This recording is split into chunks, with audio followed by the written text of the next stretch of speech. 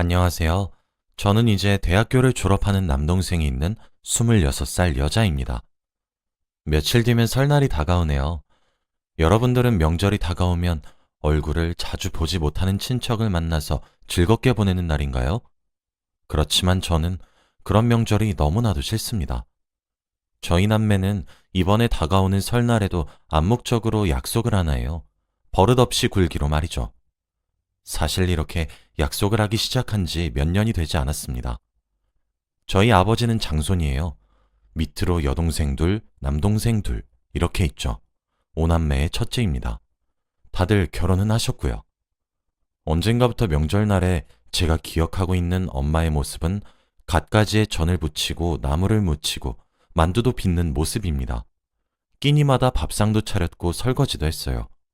그 뒤에는 과일에 떡에 다과들을 준비해서 내고 청소하고 이 모든 것을 다 혼자 하셨죠. 어렸을 때부터 막연하게 생각은 했던 것 같아요. 왜 우리 엄마만 일을 하는 거지? 라는 생각을요. 저녁이 되면 술상도 차려야 하고 혼자 계신 할머니 수발에 심부름에 그렇게 3일 내내 고생만 하고 오셨어요.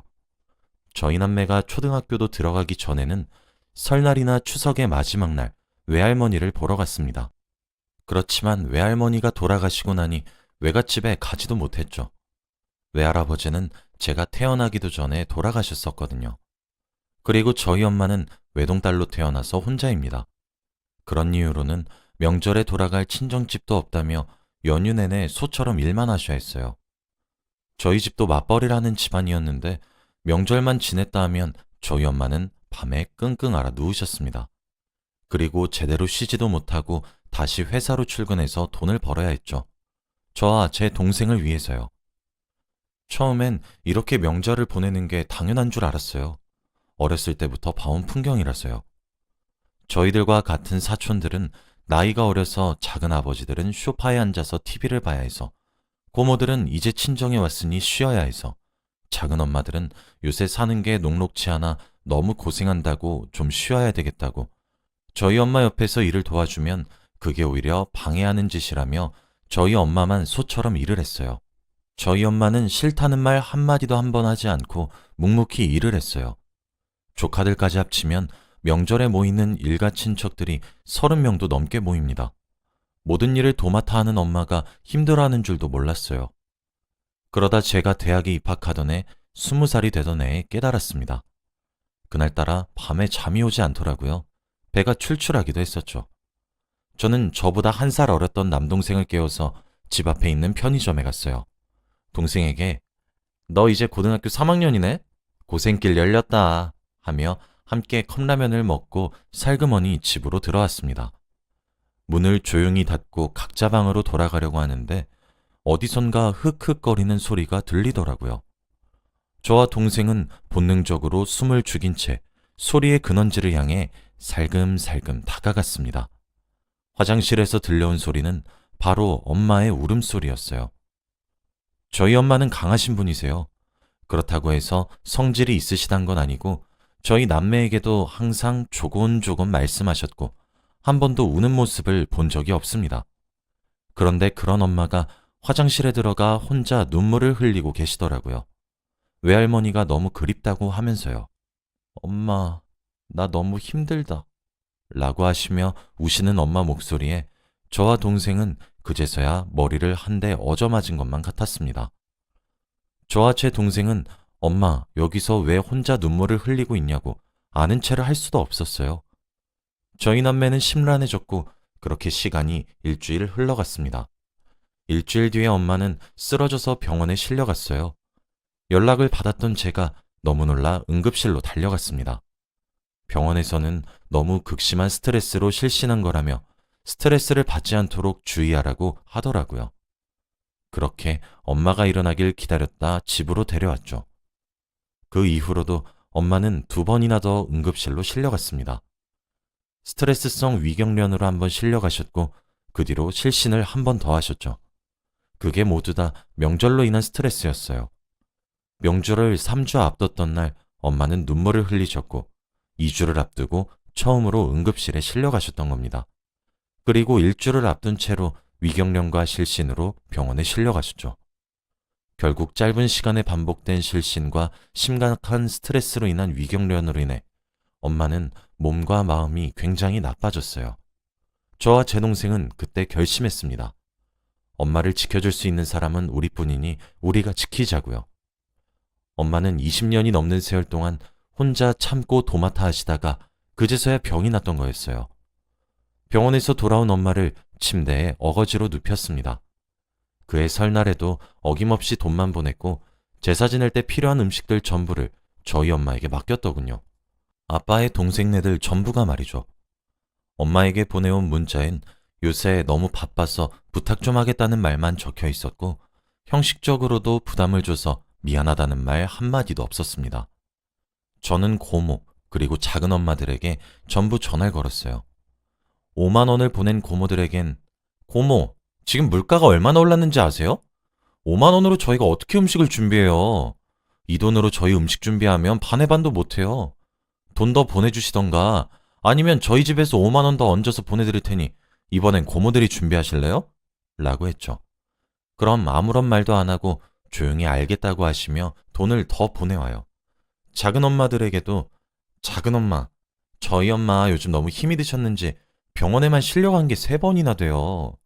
안 그래도 제사 음식 전부를 저희가 준비해서 가는데 10만 원씩 보낸 걸로 어떻게 그걸 다 하나요? 이번에 작은 엄마네가 준비하실래요? 저희가 같은 돈 붙여드릴게요. 라고 하면 고모들과 같이 조용히 돈을 더 보내옵니다. 물론 제게 어린이가 뭘 한다고 나서냐고 하시는 분들도 계셨어요. 그럴 땐 그럼 할머니께 올해부터는 돌아가면서 준비하기로 했다고 말씀드려도 돼요? 라고 하면 전부 아무 말도 하지 않고 전화를 끊더라고요. 옆에서 그러지 말라고 괜찮다며 저희를 말리시는 천사 같은 엄마를 억지로 침대에 누워서 쉬라고 강제로 눕힌 뒤에 저는 동생을 데리고 시장으로 갔습니다. 그 시기에 시장에 가면 온갖 음식들을 다 팔고 있더라고요. 나물, 과일, 각종 전에 떡 등등. 엄마는 매년 고생하셨는데 드는 비용은 얼마 되지도 않더라고요. 저희 엄마가 가진 고생을 해서 음식을 만들어도 어차피 맛도 다 안 보거든요. 그래서 필요한 것들만 샀어요.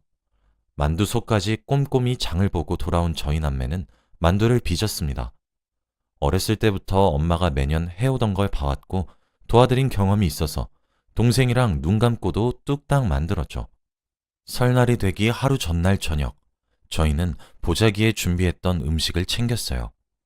심신이 허약해진 엄마에게 이번 명절은 저희가 알아서 할 테니까 걱정하지 말고 집에서 쉬고 있으라 말했지만 엄마는 괜찮다고 거절하셨죠.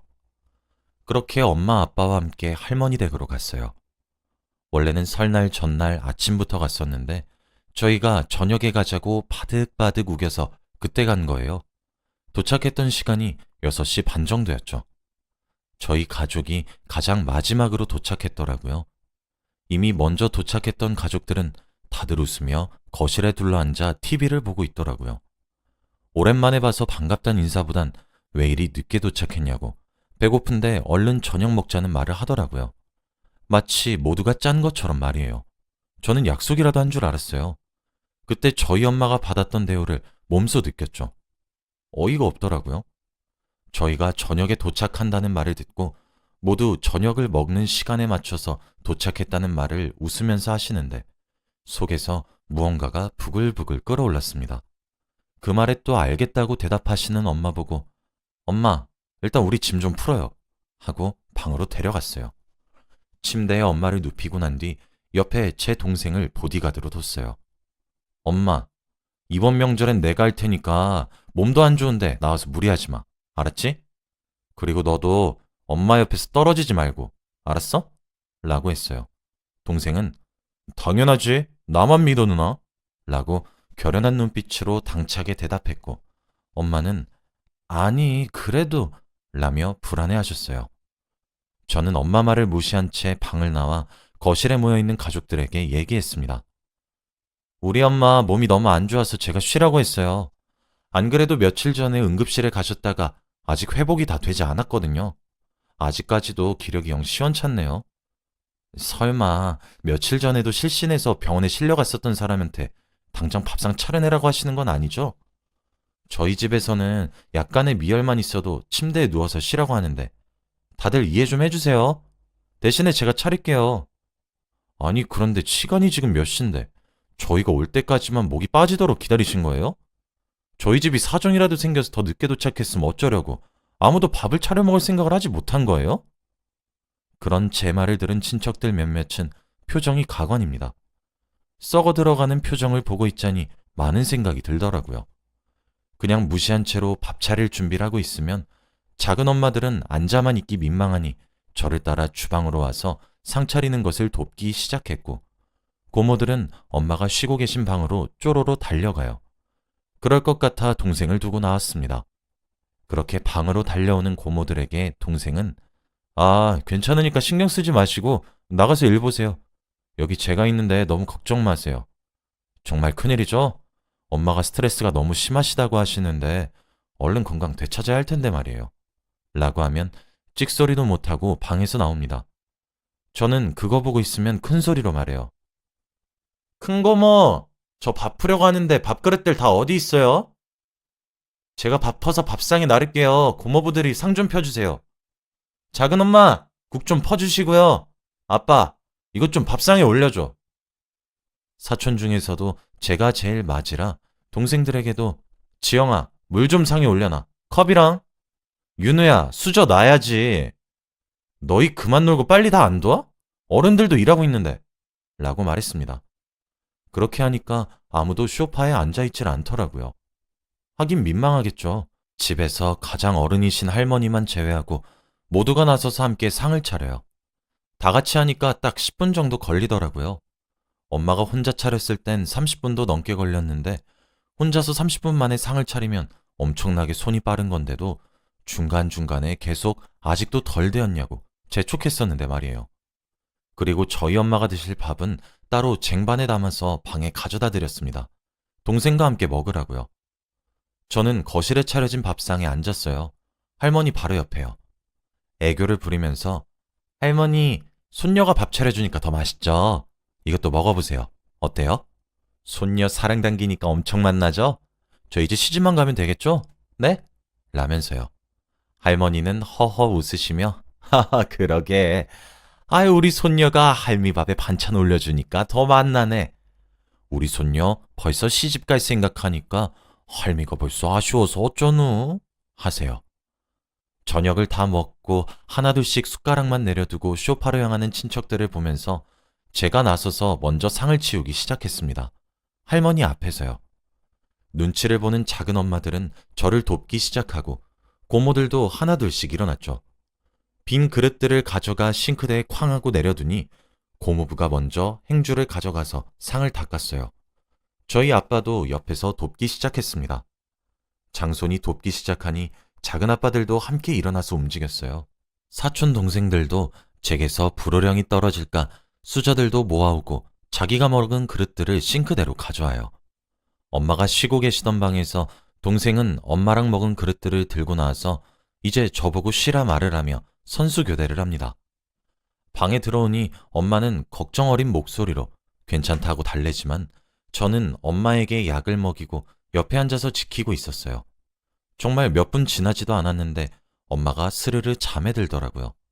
그런 엄마를 보고 저는 방을 나왔습니다. 할머니가 가장 어여쁘게 여기고 있는 장손인 남동생이 부엌에서 고무장갑을 끼고 설거지를 하려고 하면 할머니가 놀래서 헐레벌떡 동생에게 달려갔어요. 왜 이런 일을 동생이 하냐고 말을 하면서요. 그럼 동생은 할머니, 요즘엔 남자도 설거지 잘해야 나중에 마누라한테 예쁨 받는데 저 이제 설거지 엄청 잘해요. 할머니도 옆에서 볼래요? 나 이제 장가만 가면 된다니까? 라고요. 그러면 할머니는 그래도 아직 이르다며 한사코 동생을 말려요. 그럼 어느샌가 거실에 앉아서 눈치 보며 설거지를 미루고 있던 작은 엄마들이 일어나서 싱크대로 와서 설거지를 해요. 동생은 할머니 손에 이끌려 거실로 가서 과일 먹고 싶다고 말을 했습니다. 맨날 친척들이 밥을 다 먹고 혼자 설거지하고 있는 엄마에게 과일 내놔라, 떡을 가져와라 그랬거든요. 동생의 예쁜 짓을 보시던 할머니는 과일 가져오라고 일을 시켜요. 그럼 고모들이 일어나서 또 전부 대령해 줍니다. 그 와중에 작은 고모는 저희 엄마에게 가져다 준다고 하더라고요. 저는 고모에게 고모, 지금 저희 엄마 약 먹고 겨우겨우 잠들었어요. 고모가 들어갔다 엄마 일어나면 어째요? 나중에 엄마 깨시면 제가 가져다 드릴게요. 라며 웃으면서 막았어요. 엄마 보고 과일 내놔라 커피 타와라 할 적에는 과일도 사과에 배, 포도, 감 등등 종류별로 깎아서 들고 와야 했고 커피도 믹스 먹는 사람, 블랙 먹는 사람, 우유에 섞어달라는 사람, 물량을 조절해달라는 친척들은 사과 하나만 잘라주시고 커피는 믹스로 통일하더라고요. 참 신기한 일이었죠. 저녁 이후에 술상을 차려달라 말하는 작은 아빠들. 저희 엄마가 술상을 봐줘야 했을 때는 최소 4가지 음식들의 맛도 있어야 했고 빠른 시간에 만들어야 했는데 엄마가 하지 않으니 여분의 제사 음식으로 가져온 각종 전들, 떡 이런 걸로 퉁치더라고요. 어이가 없었죠. 저흰 그렇게 하루 종일 엄마를 지켰습니다. 다음날 아침 일찍 제사를 지내고 아침을 차렸어요. 그래도 딱 10분이 걸렸었죠. 엄마는 그때 거실에 나와 같이 밥을 드셨어요. 저는 엄마에게 아침 먹고 아무 소리 하지 말라 단단히 말을 한 뒤 밥을 먹기 시작했습니다. 아침 식사 이후에 엄마 왼쪽에 앉아있던 동생은 할머니, 저희 오늘 점심 전에 집으로 가려고 해요. 라고 말을 했습니다. 할머니는 오랜만에 얼굴 봤는데 벌써? 라며 아쉬워하셨어요. 아무래도 엄마 건강이 너무 좋지 않아서 집에 일찍 가서 쉬는 게 나을 것 같아요. 라고 선언을 해버렸죠. 그랬더니 온 친척들이 나서서 저희 가족을 말립니다. 특히 작은 엄마들은 진심으로 저희 보고 가지 말라고 말렸어요. 자기네들은 다음날 점심은 돼서야 떠나니까요. 오랜만에 얼굴 보는데 왜 벌써 가냐며 뜯어 말렸습니다. 그런 친척들을 보고 저희 아빠가 말을 했어요. 재수, 집사람이 지금 몸이 얼마나 안 좋은지 몰라요? 어제 우리 아들딸이 말했잖아. 며칠 전에도 실시인해서 응급실에 실려갔다고. 어? 지금도 우리 집사람 얼굴 한번 봐요. 허옇게 질려가지고 힘들어하는 거 안 보여요? 아니, 우리 집사람 보고 우리 가족 모두가 집에 쉬라고 말을 했는데 명절에 어떻게 그러냐고 부득부득 우겨가면서 여기까지 온 것도 집사람 의지야. 제사도 다 지냈고 얼굴도 다 봤잖아요. 안 그래요, 재수? 집사람이 아프니까 이번에 일찍 집에 가겠다는데 왜 아픈 사람 못 보내서 안달이에요? 재수 씨는 아프면 집에 가서 쉬지 않고 계속 일할래요? 라고요. 거실엔 정적이 잠시 흘렀고 할머니는 아니 그렇게 아픈데 왜 무리해서 여기까지 온 게야? 응? 몸조리 잘하고 얼른 집에 가서 쉬어. 아휴 몸 관리 잘해야 하는데 나중에 늙으면 남는 건 건강뿐이야 라시며 저희를 보내주셨어요. 그렇게 처음으로 명절 당일 아침에 빠져나와 집으로 갔습니다. 집으로 향하는 자동차 안에서는 정적만 흘렀죠. 집에 도착한 엄마는 거실에 저희 남매를 앉혀놓고 화를 내셨어요. 왜 그랬냐고, 어디 버릇없이 그렇게 하냐고 말이에요. 저랑 동생은 혼이 나면서도 그제서야 엄마가 처음으로 편한 명절을 보내게 해준 게 너무나도 바보 같아서 우리가 그렇게 멍청할 수가 없어서 울었어요. 엄마가 20년 넘도록 힘들게 일한 걸 제가 성인이 돼서 알아차린 것이 너무 미안했어요. 잘못했어, 엄마. 근데 나랑 누나는 다음에 해도 그 다음에 해도 똑같이 할 거야, 엄마. 라며 대답을 하는 동생을 보며 저희를 혼내는 엄마도 눈물을 흘렸습니다. 엄마는 고맙다고 엉엉 우셨어요. 저희 아빠는 그런 엄마를 안아주며 내가 우리 자식들보다 더 못났네, 못났어. 여보, 힘든 거 나도 이제서야 깨달아서 미안해. 응? 울지 말고 나도 앞으로는 도와줄게. 정말 미안해. 라고 사과하셨죠. 그해 명절엔 저희 네 식구 모두가 눈물을 흘렸습니다. 사실 저희 아빠는 집에서는 가정적인 분이세요. 할머니 집에 가게 되면 아무래도 가풍이 있어서 거기에 휩쓸리실 수밖에 없었거든요. 이게 벌써 6년 전에 있었던 일입니다. 여전히 저희 가정은 평화롭고 자애로우시고 천사 같은 엄마와 가정적이신 아빠와 든든한 동생이 있어요. 지금은 동생이 군대도 다녀와서 그런지 더욱 듬직해졌고 저희와 같은 학렬에서도 가장 덩치가 있고 키도 큽니다. 엄마의 보디가드 역할도 충실히 잘해주고 있죠. 저도 나이를 1살, 2살 먹어갈수록 더욱 뻔뻔해져서 이젠 어지간한 궁시렁거림들은 무시할 수 있는 두꺼운 낯짝도 생겼어요. 저희 남매와 아빠까지 엄마를 끔찍하게 여기면서 보호하려 하니 점점 일을 나눠서 하는 분위기가 만들어지고 있습니다. 물론 아직 완벽하진 않아요. 여전히 여자가 음식을 하고 남자는 쉬려고 하는 분위기가 남아 있지만 6년 전에 비해 많이 좋아진 편이죠. 달력을 보니 설날이 이제 코앞으로 다가와 갑자기 그의 설날의 기억이 나네요. 여러분들의 명절은 어떠신가요? 혹시 제 사연을 듣고 찔리시는 분이 있다면 이번 설날부터 태도를 바꿔보시는 건 어떠실까요? 서로 도와서 함께 일을 하는 형태로 말이에요. 저희 엄마는 그의 이후로는 스트레스로 응급실에 실려가는 일이 사라졌습니다. 진작 이렇게 할 걸, 이런 생각이 명절이 올 때마다 참 많이 드네요. 제 글을 읽어주셔서 감사하고 여러분들도 새해 복 많이 받으시길 바라며 이만 글을 마치겠습니다. 감사합니다.